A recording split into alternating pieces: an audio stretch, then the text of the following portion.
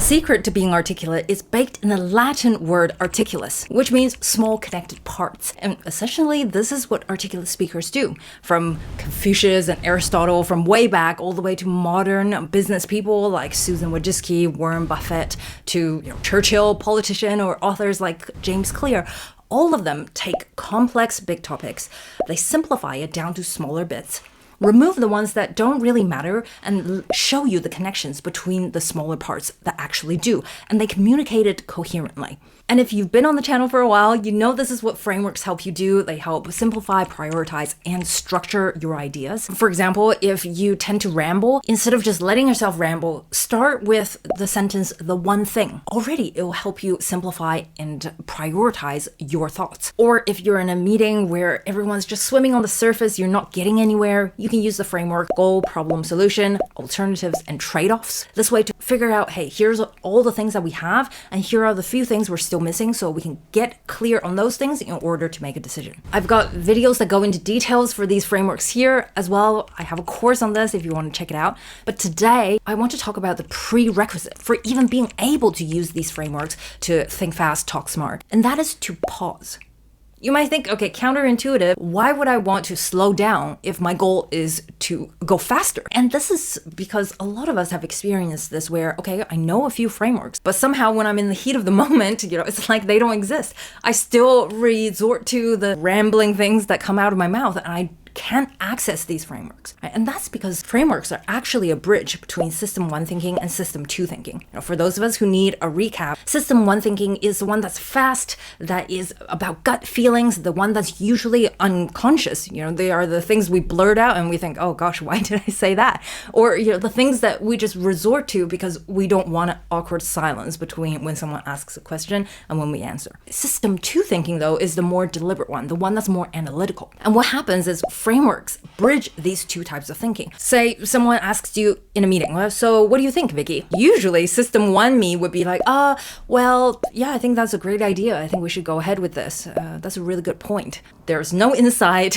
Nothing was added in the process. And, I was given an opportunity, but my system 1 just threw it out the window. And I don't know about you, but at least for me, when this happens, then I replay the scene in my head and my system 2 comes up with, oh, you could have said this, you should have said that. And, I torment myself with all of the possibilities that I had but didn't use. But somehow when this opportunity appears again, still, system 1 jumps in and I give that stupid answer. This is totally normal, and it changed when I started to think in frameworks, speak with frameworks. Because the problem is our system 1 operating system kind of suck, and our system 2 is way too slow to answer the in-the-moment questions. And that's where the frameworks and the pause come in, because frameworks actually distill our system 2 thinking, make it easier to access when we're in the heat of the moment. But we need that pause to access it. Say, same situation, I'm asked, so what do you think, Vicky? If I had a framework, let's say the one thing that I mentioned earlier, I could say,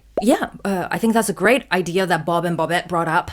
The one thing we have to focus on now is probably taking this idea and make it into a concrete plan. I can do that if you want. I'll revert back to the team on Friday with something that's drawn up. I'm not really saying anything different, right? I'm still agreeing with the idea. All I'm doing, though, is focusing my thoughts, things that are coming out of my mouth, towards something. And this is a framework that's already previously thought through so that I know I can rely on this to say something meaningful. Or let me give you another example. Let's say we use the framework 80-20. Right? This is one of the basic frameworks. I have a video that talks about this. In a nutshell, it means there's 20% of work that will give you 80% of the results. So, for example, in most companies, there's around 20% of customers that actually contribute to 80% of your sales. So if you want to work smart, you want to be able to identify and prioritize that 20% of work, right? So say I'm asked again, what do you think about this, Vicky? If I use 80-20 to frame my answer, it would be something like, yeah, I think this is a great idea. If we 80-20 this, I think the next step is about identifying those 20% of customers that contribute to 80% of our sales. Once we know who they are, we can come up with a detailed plan targeted towards them. What do you think?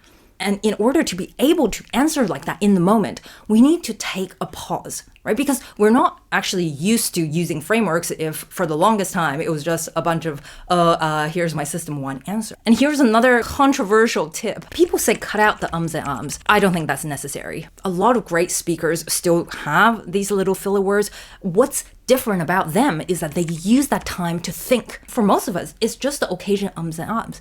And the problem of us not getting our point across is because during those ums and ahs, we're just scrambling in our head, trying to find anything we can use, but we don't find anything, right? Because we haven't structured our system to thinking into frameworks, things that we can easily grab and use. I use a little, when someone asks me a question, give myself the 5 seconds to think about my answer, to give me that pause so I can find a framework to use. So if you want to try speaking with frameworks, check out this video here or check out my course down below, and I'll see you in the next video. Bye.